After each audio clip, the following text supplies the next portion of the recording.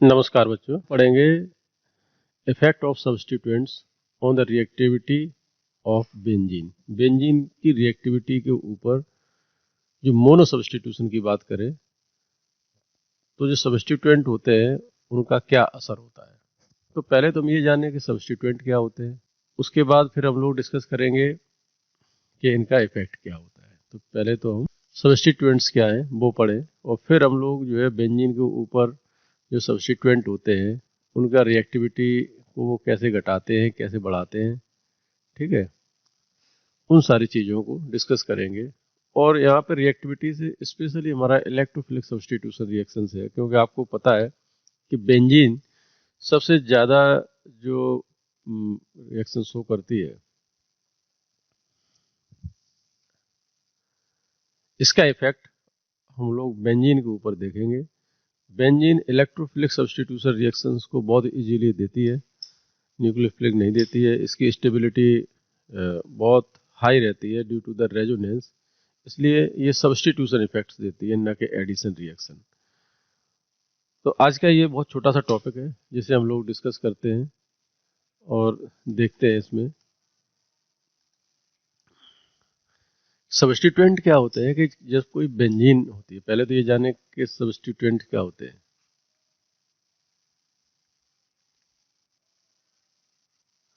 Substituents का यहाँ पर जो बेंजीन का स्ट्रक्चर होता है उसमें आप सबको पता है कि इसकी बेंजीन में एक यहाँ पे क्या होता है, हाइड्रोजन होता है। हर एक उस पर हाइड्रोजन जुड़े होते हैं। यहाँ भी हाइड्रोजन होगा, ये शायद लास्ट का आपके स्क्रीन पर नहीं आ पा रहा होगा, ठीक है। तो इसका स्ट्रक्चर होता है C6H6, आप सभी जानते हैं। जब एक H हट जाएगा तो C6H5 हो जाएगा और वहां पर कोई दूसरा ग्रुप आकर के हाइड्रोजन को जुड़ जाएगा, जैसे CH3 जुड़ जाएगा तो आपका क्या बन जाएगा, ये टोल्यून बन जाएगा। और यहीं पे जो ग्रुप हट करके आपका CHCH2 जुड़ जाएगा तो इस कंपाउंड का नाम क्या हो जाएगा, स्टायरीन हो जाएगा। यदि यहाँ हाइड्रोक्सी ग्रुप जुड़ जाता है हाइड्रोजन को रिप्लेस करके तो क्या बन जाएगा, आपका फिनॉल बन जाएगा। यहाँ CHO जुड़ जाएगा, यहाँ पे क्या है, C है तो CHO जुड़ जाएगा तो ये आपका क्या हो जाएगा, बेंजल्डिहाइड बन जाएगा। और COOH जुड़ जाएगा तो ये आपका बेंजोइक एसिड बन जाएगा। NH2 यदि जुड़ जाएगा तो एनिलीन बन जाएगा। यदि OCH3 जुड़ जाएगा तो इसका नाम एनिसोल है, एंड सो ऑन। तो यहाँ पर आपने देखा कि ये CH3 जुड़ करके जो कंपाउंड बना ये एक सब्स्टिट्यूएंट है। CH3 क्या है, एक सब्स्टिट्यूएंट है और इसने बेंजीन से जुड़ करके एक नया कंपाउंड बनाया, उसका नाम क्या है, टोल्यून। और ये सारे जो नाम है, टोल्यून है, स्टायरीन है, फिनॉल है, बेंजल्डिहाइड है, ये कॉमन ट्रेड नेम हो जाते हैं और इन सबको भी आपको ध्यान रखना चाहिए। सीधा यदि कोई पूछता है टोलिन क्या है तो बेंजीन के ऊपर क्या लगा हुआ है, CH3। यदि स्टायरीन कोई कहता है तो इस पर क्या लगा हुआ है, CH2। OH लगा है तो बहुत पॉपुलर कंपाउंड फिनॉल है।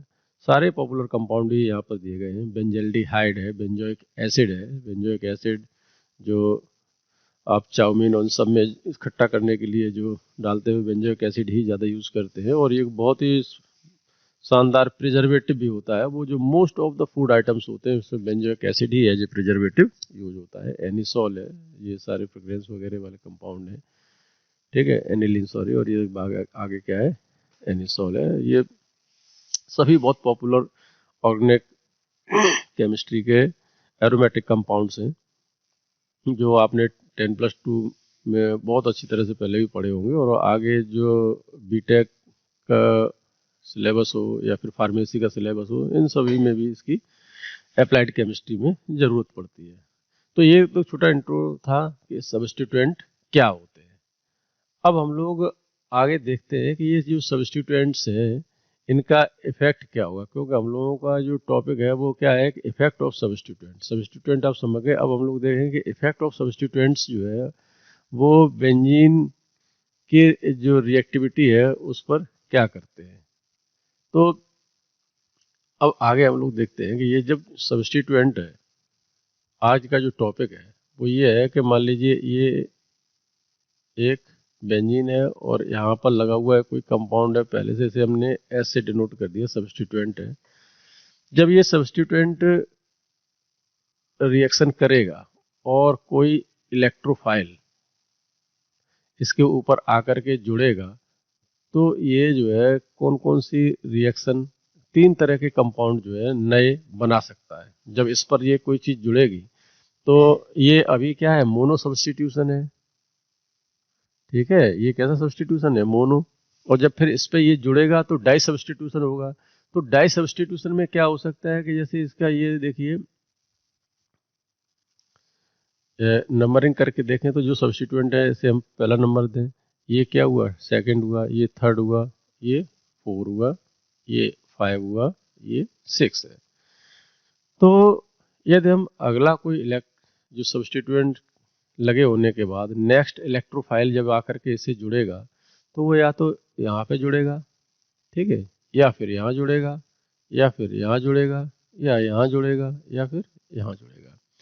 तो आप देखेंगे कि ये जो सेकंड पोजीशन है और सिक्स्थ पोजीशन है और वो उसका इस सब्स्टिट्यूएंट से बराबर दूरी है, यानी ये और ये, यानी देखें तो 2 और 6 इक्वल है, ठीक है ना। और इसी तरह से आप देखेंगे कि 3 और 5, ठीक है, ये 5 और ये 3। बहुत सारे बच्चे इन सब चीज़ों को जानते होंगे, लेकिन मैं फिर भी बहुत बिगनिंग से बता रहा हूँ। आप जो जानते हैं उनके लिए ये एक रिवीजन होगा और जो नए बच्चे हैं उनके लिए एक लर्निंग होगी। तो ये जो कंडीशन है, एक तो ये हो सकेगी, एक ये हो सकेगी। और जब 2 और 6 पोजीशन है, ये पोजीशन ऑर्थो पोजीशन कहलाती हैं और इन्हें O से डिनोट करते हैं। और ये जो पोजीशन है वो मेटा पोजीशन कहलाती है और इसे M से डिनोट करते हैं, ठीक है। अब यहाँ पर हम स्ट्रक्चर से देख लेते हैं ये किस तरह से बनेंगे। कि ये देखिए, हम लोग यहाँ पे ग्रीन पेन लिए तो ग्रीन ही लेके चले तो ज़्यादा बेहतर है। ये देखिए बेंजीन है, देखिए ये पैड से लिखने की आदत हमें उतनी नहीं है तो थोड़ा सा राइटिंग उतना अच्छा नहीं है, लेकिन आप समझिए इस चीज़ को। ये है और यहाँ से आकर के एक ये जुड़ा ई, ऐसा जुड़ सकता है, या फिर सेम एक ही आइडेंटिकल कंपाउंड है वहाँ जुड़े, या फिर ये एस यहाँ जुड़े, एक कंडीशन ये हो सकती है। और तो ये जो प्रोडक्ट है वो कौन से प्रोडक्ट है, ऑर्थो प्रोडक्ट है। अब जो दूसरा कंपाउंड जो बन सकता है वो क्या है, वो यहाँ पे एस है और ये हम लोगों का जुड़ा जाके ई इस पोजीशन पे। ये ऐसा भी जुड़ सकता है और ये एक और कंडीशन जो इसमें आ सकती है वो एस, वो जुड़ सकता है यहाँ पर ई। तो ये दोनों बराबर ही है। और यहाँ पर मैंने क्या बताया था, ये कौन सी थी, मेटा। तो ये कौन से प्रोडक्ट हैं, मेटा प्रोडक्ट है भाई। इससे रिएक्शन करके जो सब्सटेंस बना वो क्या होगा, नेक्स्ट जो बना वो प्रोडक्ट कहलाएगा। तो ये जो है मेटा प्रोडक्ट है। अब जो बनेगा, सॉरी,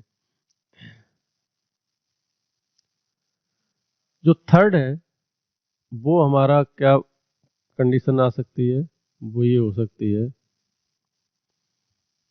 यहाँ पर सब्सटेंस जो सब जुड़ा हुआ है और ये यहाँ पर जा करके जुड़ेगा आपका क्या, जो नेक्स्ट इलेक्ट्रोफाइल है वो। और ये कंडीशन आपकी कहलाएगी, कौन सा प्रोडक्ट है ये, पैरा प्रोडक्ट। और इसे पी से दिखाते हैं, ठीक है, ये पी से दिखाते हैं। इसको बताया था किससे दिखाते हैं, एम से, और ओ को किससे दिखाते हैं, ऑर्थो से, ठीक है। तो ये चीजें हम लोगों की क्लियर हो गई। कौन सा, ये ओ हो गया ऑर्थो प्रोडक्ट, एम से डिनोट करते हैं तो ये कौन सा हो गया, मेटा प्रोडक्ट, और ये पी है तो para.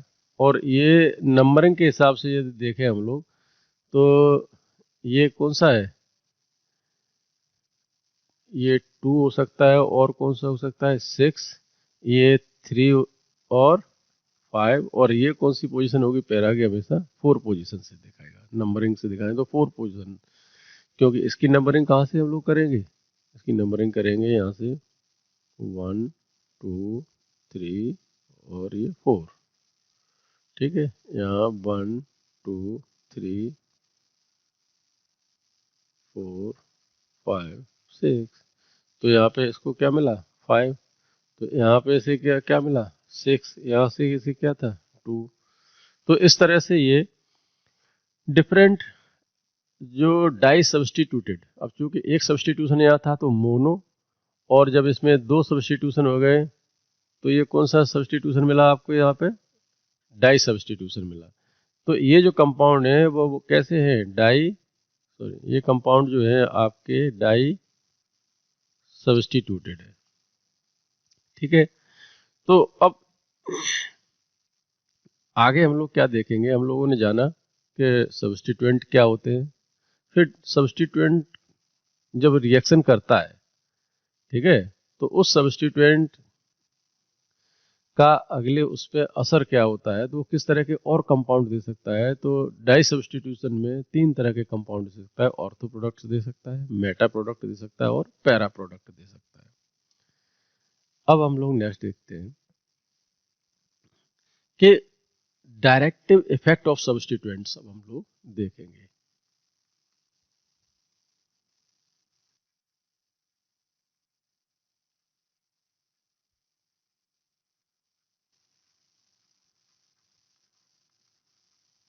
Directive effect of substituent, तो अब बच्चों इसमें हम लोगों को देखना है, डायरेक्टिव का मतलब ये डायरेक्ट करता है कि जो पहले से जुड़ा हुआ है, ठीक है, जो पहले से जुड़ा हुआ है, मान लीजिए ये फिनॉल है और हमने यहाँ पे रिएक्शन कराई, नाइट्रेशन कराई HNO3, और किसकी प्रेजेंस में नाइट्रेशन होता है, H2SO4 की प्रेजेंस में, फॉर एग्जांपल हम लोग डिस्कस कर रहे हैं।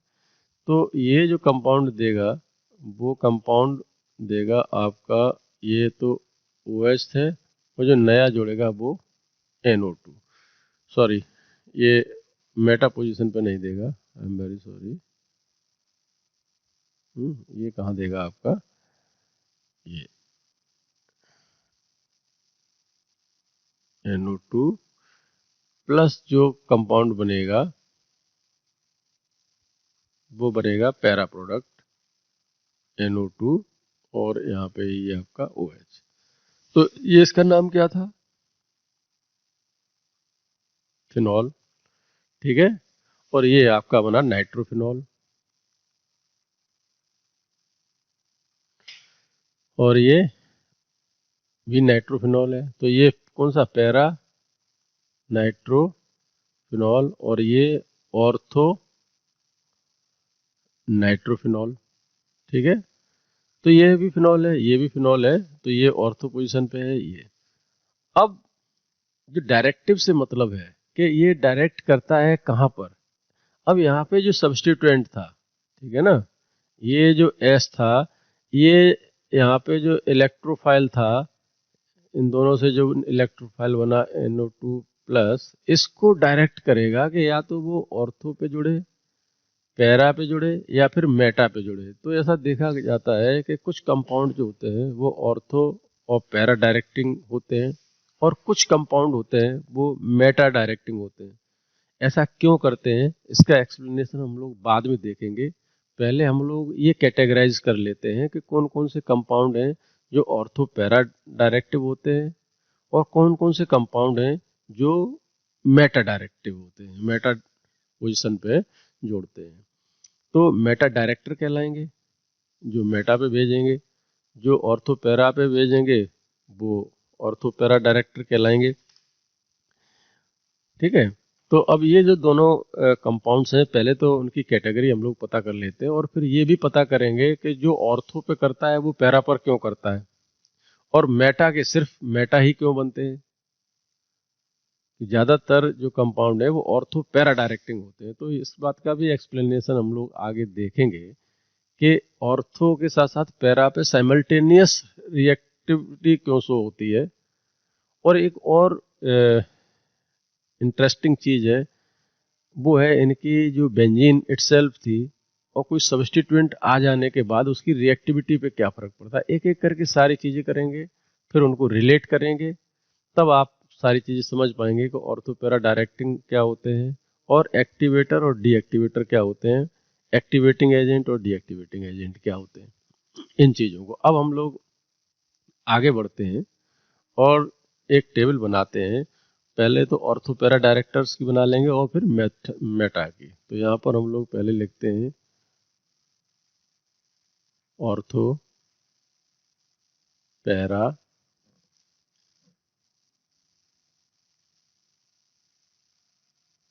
डायरेक्टर्स, ठीक है।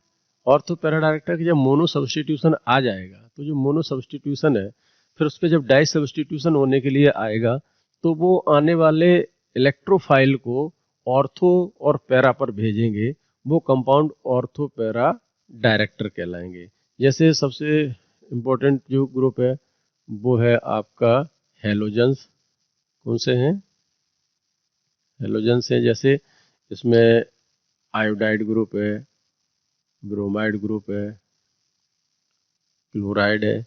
ये जब जुड़ेंगे तो ये कौन से डायरेक्टर हैं? ऑर्थो पैरा डायरेक्टर है। दूसरी कैटेगरी बहुत इंपॉर्टेंट है, हाइड्रोक्सी ग्रुप है, ठीक है ना। OH, जैसे फिनॉल था एग्जाम्पल के लिए, इधर जैसे क्लोरोबेंजीन वगैरह थे। और जो कैटेगरी है जैसे एल्कोक्सी ग्रुप जो है, उसको देखते हैं। एल्कोक्सी ग्रुप में जो है आपका है OCH3। चलिए ये तो बन नहीं पाया, दोबारा बना देता हूँ। OCH3 ग्रुप है। और इसमें कौन सा है आपका? OR ग्रुप है, ठीक है। ये बेंजीन से जब जुड़ जाएंगे एज ए सब्स्टिट्यूएंट, तब जो कंपाउंड रिएक्शन करेगा और अगला जो डाई सब्स्टिट्यूशन देगा, तो ऑर्थो और पैरा पर ही जोड़ेंगे। अब और जो आपके एमिनो ग्रुप है, ठीक है ना, एमाइनो ग्रुप है। जैसे NH2 था आपका, बहुत ही पॉपुलर एनिलीन। आपके जो एल्काइल ग्रुप है वो भी बहुत है। मैंने इसके अलावा जो ये मोनो है, NHR ग्रुप हो सकता है आपका, NR2 ग्रुप हो सकता है ना। ये सारे के सारे जो है कौन से डायरेक्टर हैं? ऑर्थोपेरा। और सबसे इम्पोर्टेंट ग्रुप है आपका एल्काइल ग्रुप। जैसे CH3 होगा, CH2, CH3 है, CH2, CH2, CH3 and so on, ठीक है। ये सारे के सारे जो हैं वो आपके क्या है?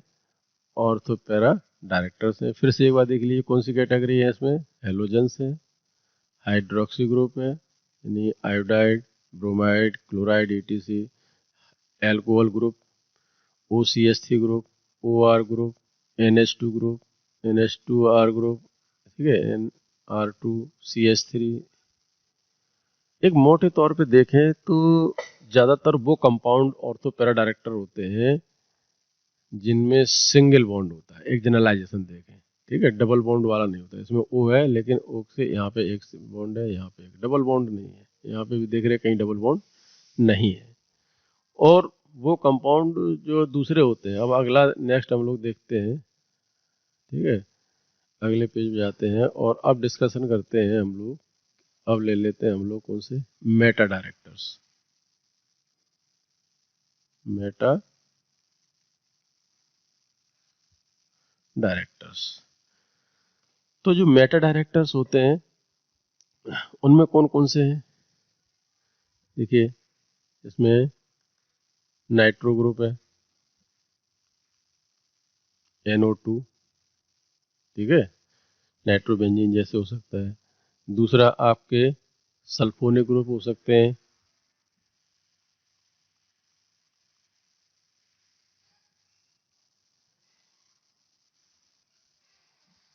ठीक है। और इस सल्फोनिक ग्रुप में आपका कौन सा है,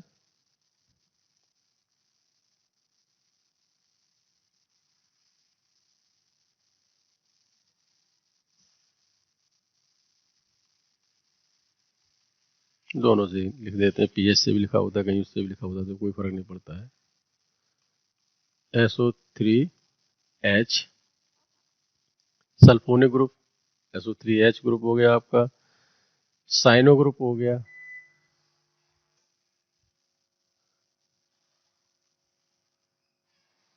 ठीक है। इधर आपका कार्बोक्सिलिक एसिड हुए,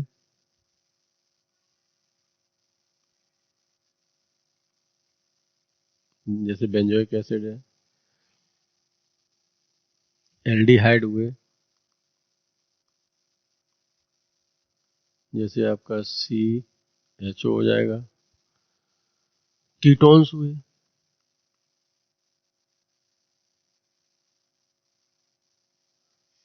कीटोन्स में आपका क्या है, COR ग्रुप है। और होगा आपका अमोनियम आयन।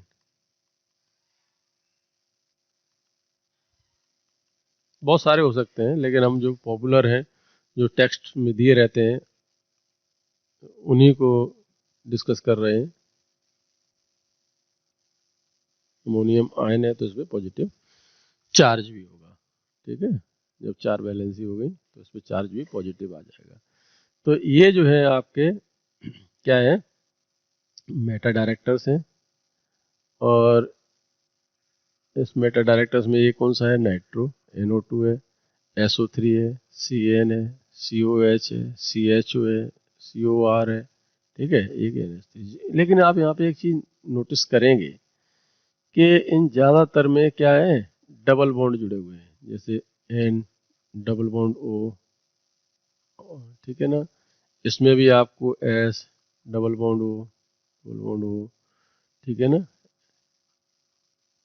OH, ठीक है, इस तरह से मिल जाएगा। यहाँ भी आपको C क्या है, ट्रिपल बॉन्ड N है। यहाँ पे भी C डबल बॉन्ड OH है। यहाँ पे भी C डबल बॉन्ड OH है, ठीक है। यहाँ पे भी C डबल बॉन्ड OR है, ठीक है। यहाँ जरूर नहीं है, लेकिन यहाँ पॉजिटिव चार्ज है। मेटा डायरेक्टर्स में आपने एक जनरलाइजेशन देखा होगा कि ज्यादातर मेटा डायरेक्टर्स जो होते हैं वो कैसे होते हैं, जिनमें डबल बॉन्ड्स होते हैं। यहाँ पे भी डबल बॉन्ड है, ठीक है। आपका यहाँ पर भी डबल बॉन्ड है, यहाँ भी डबल की जगह ट्रिपल बॉन्ड है, यहाँ भी बॉन्ड है, यानी पाई बॉन्ड्स हर जगह अवेलेबल है यहाँ पर। तो अब ये डबल बॉन्ड किस तरह से मेटा डायरेक्टर्स होते हैं। अब अभी तक तो हम लोगों ने पढ़ा कि ऑर्थो पैरा डायरेक्टर्स क्या होते हैं, मेटा डायरेक्टर्स क्या होते हैं, ऐसा क्यों होता है, इसको हम लोग अभी थोड़ा सा होल्ड करते हैं। इसकी मैकेनिज्म पढ़ जाएंगे, थ्योरी ऑफ डायरेक्टिव इफेक्ट्स पढ़ेंगे, उस समय क्लियर होगी। अब हम लोग एक और चीज क्लियर कर लेते हैं, उसके बाद इनको आते हैं, और वो है कि इसकी रिएक्टिविटी क्या होती है, क्यों रिएक्टिविटी घटती और बढ़ती है, इसका भी एक्सप्लेनेशन देखेंगे। लेकिन उससे पहले हम लोग देखते हैं इसमें activators and D activators and D बेटर्स of the ring. Ring से मतलब यहाँ पे किससे है, बेंजीन से है। रिंग से मतलब किस बात से है, बेंजीन से है। तो अब हम लोग देखेंगे एक्टिवेटर्स और डीएक्टिवेटर्स क्या होते हैं। एक्टिवेटर्स वो होते हैं जो रिंग की एक्टिविटी को बढ़ा देते हैं।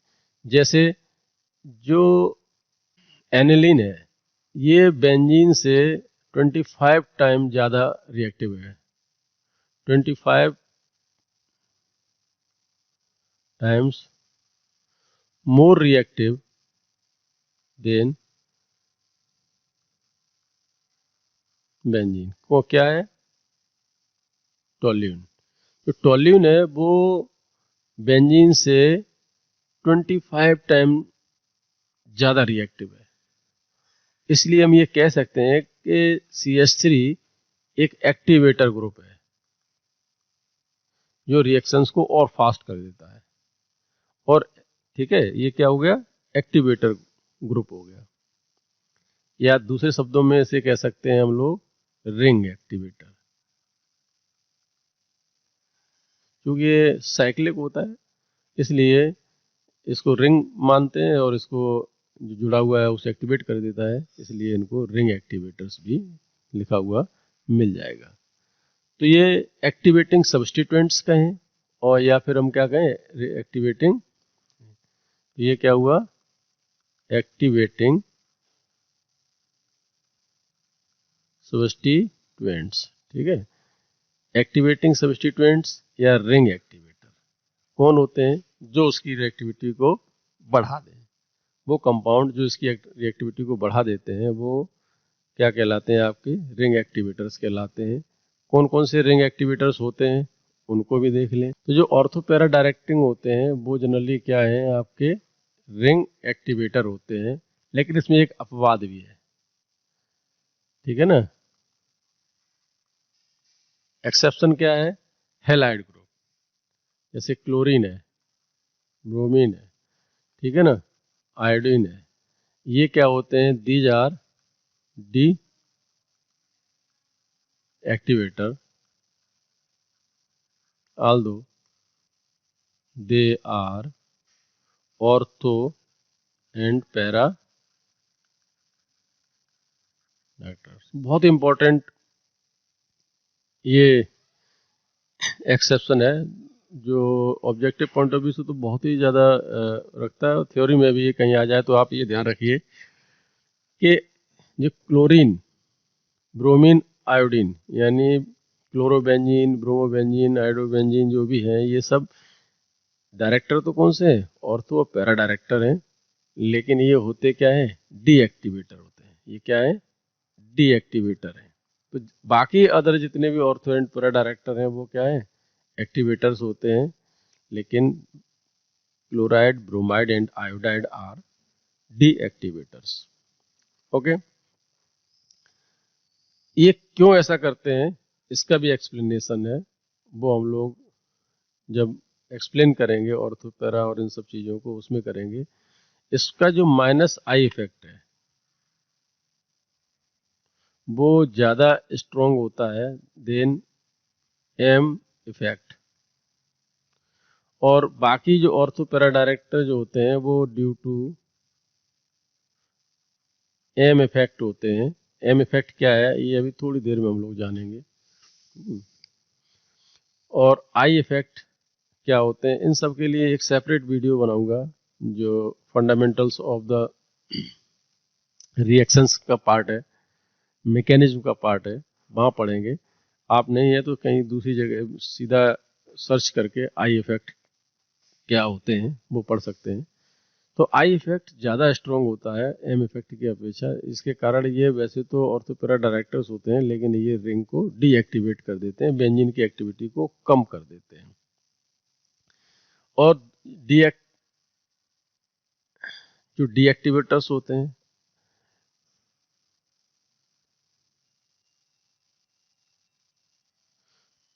Deactivators all meta directing groups are ring deactivator.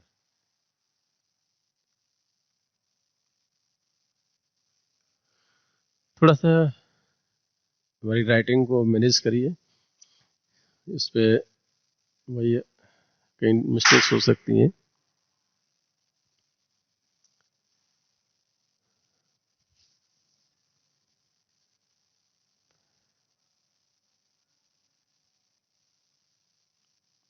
चलिए, ये तो था ऑल अबाउट। और डीएक्टिवेटर्स कौन से होते हैं, ऑल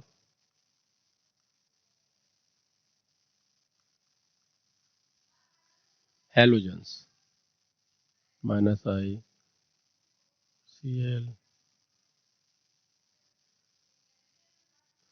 ये भी क्या है, डीएक्टिवेटर है। ऑल्दो ये क्या है, ये है तो deactivator, but ortho para directing. तो ये हेलोजेंस जो है एक्सेप्शन है, बाकी ये सारे जो मेटा डायरेक्टर्स होते हैं वो क्या है, रिंग डीएक्टिवेटर्स होते हैं। तो ये तो पार्ट एक हुआ था। अब हम लोग पढ़ेंगे थ्योरी ऑफ डायरेक्टिव इफेक्ट्स।